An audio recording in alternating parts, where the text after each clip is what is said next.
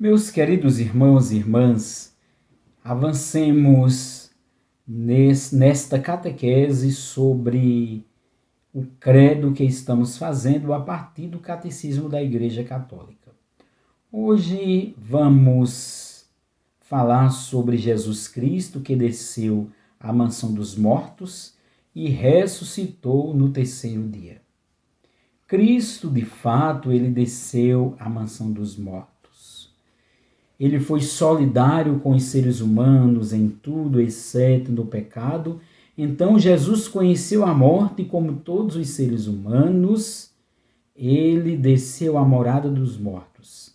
Mas, para lá, foi como Salvador, proclamando a boa nova e, portanto, resgatando aqueles que habitavam na região dos mortos. A Escritura denomina a morada dos mortos como o Sheol, ou o Hades, isto é, o lugar onde os mortos residem. Então, dizer que Jesus, ele desceu à mansão dos mortos, é dizer que ele desceu ao Sheol, ou desceu ao Hades, para ressuscitar, ou para garantir a ressurreição a todos que habitavam na região da morte. Aquele que é o príncipe da vida destruiu a morte.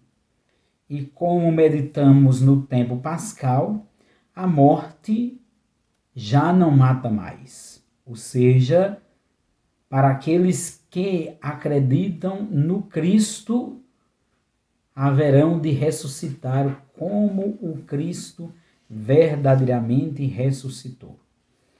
Então, da morte, o Cristo ressuscita. Da morte, o Cristo, ele de fato vem à vida. Os relatos dos evangelhos são categóricos em afirmar as aparições do ressuscitado, em afirmar também os símbolos do sepulcro vazio e, claro, testemunhar a fé da comunidade do ressuscitado.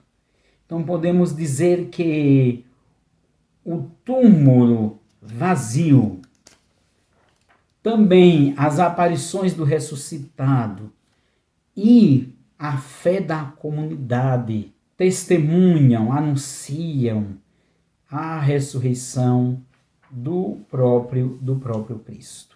O túmulo vazio é um sinal de que o Cristo não está lá.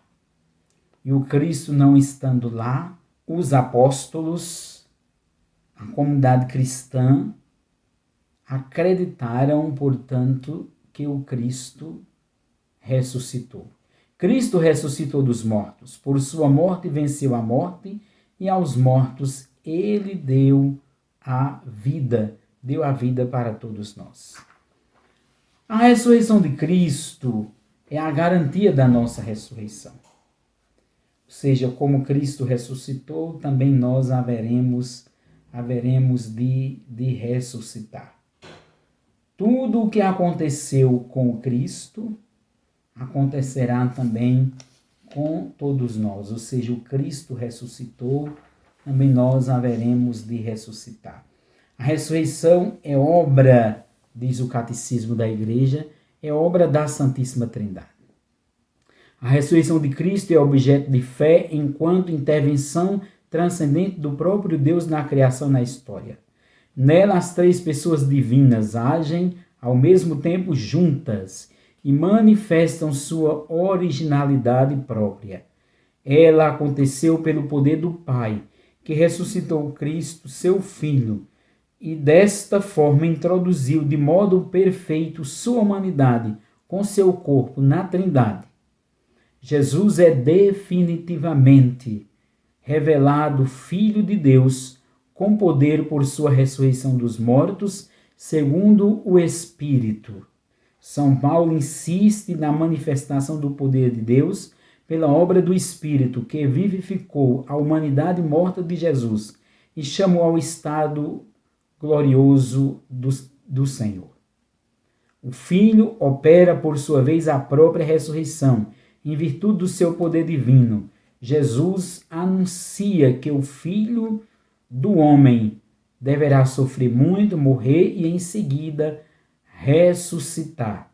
Os padres da Igreja contemplam a ressurreição a partir da pessoa divina de Cristo, que ficou unida à sua alma e ao seu corpo, separados entre si pela morte.